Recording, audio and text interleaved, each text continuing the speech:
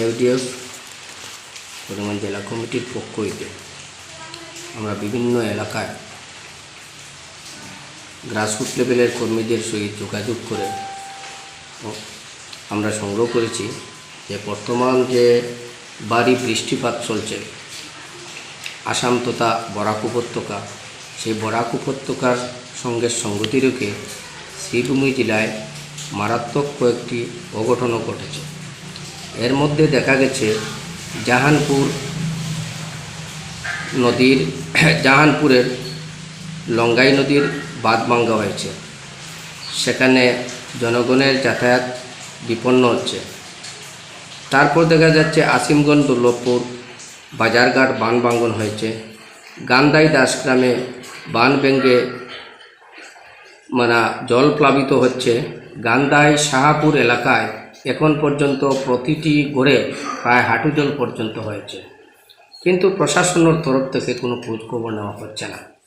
আমি আসাম সরকারের মাননীয় মুখ্যমন্ত্রী, আসামের জনসম্পদ দপ্তরের মাননীয় মন্ত্রী, আসাম সরকারের পূর্তমন্ত্রী এবং করিমগঞ্জের মাননীয় জেলাশাসক ও রেভিনিউ সার্কেল আধিকারিকদের দৃষ্টি আকর্ষণ করে বলছি অনতিবিলম্বে ওয়াটার রিসোর্স ডিপার্টমেন্টের গ্রাসরুট লেভেলের কর্মীদের পাঠিয়ে সেখানে যাতে টেম্পোরারি জল প্রতিরোধের একটা ব্যবস্থা করা যায়, এবং জল প্রতিরোধ না করলে জনজীবন বিপর্যস্ত হয়ে পড়বে। তাই জনগণের বৃহত্তর স্বার্থে এউডিএফ দলের পক্ষ থেকে আমি এই আহ্বান জানাচ্ছি, জাতি ধর্ম বর্ণ নির্বিশেষে সর্বস্তরের মানুষ যারা বন্যার কবলিত অবস্থায় রয়েছেন, বন্যার কবলে পড়তেছেন, তাদেরকে সুরক্ষা দেওয়ার জন্য জেলা শাসকের দৃষ্টি আকর্ষণ করছি। আমরা করিমগঞ্জের জেলা শাসকের কাছে আরেকটি দাবি জানাচ্ছি যে করিমগঞ্জের জেলা শাসকের বিশেষ উদ্যোগে একটা টাস্ক ফোর্স কমিটি গঠন করে যাতে বন্যা কবলিত এলাকায় যে এলাকায় ক্ষতিগ্রস্ত হয়েছে তাদের পুনর্বাসনের একটা ব্যবস্থা যেন গ্রহণ করা হয়। বিশেষ করে যেটা হচ্ছে আসিমগঞ্জ দুর্লভপুর বাজারঘাট গান্দাই দাসগ্রাম এবং এখানে জাহানপুরের যে নদী ভাঙ্গন হচ্ছে সেটা পরিদর্শন করা হোক। আবুল কালাম আজাদ হাই স্কুলের পূর্ব প্রান্তে একটা ভাঙ্গন হচ্ছে, সোনাডরি এলপি স্কুলের সম্মুখে একটা ভাঙ্গন হচ্ছে, গন্ধকের সেখানেও একটা ভাঙ্গার সম্ভাবনা প্রবল।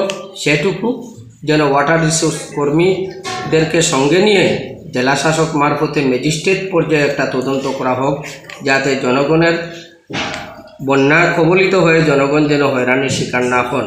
আর যে জায়গাতে নদীর ভাঙ্গন হয়েছে সেই ভাঙ্গন প্রতিরোধের জন্য আসাম সরকারের পূর্ত বিভাগ ও আসাম সরকারের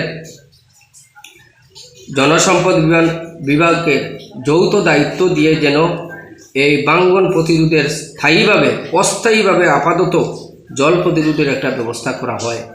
এটুকু আমি দাবি জানাচ্ছি।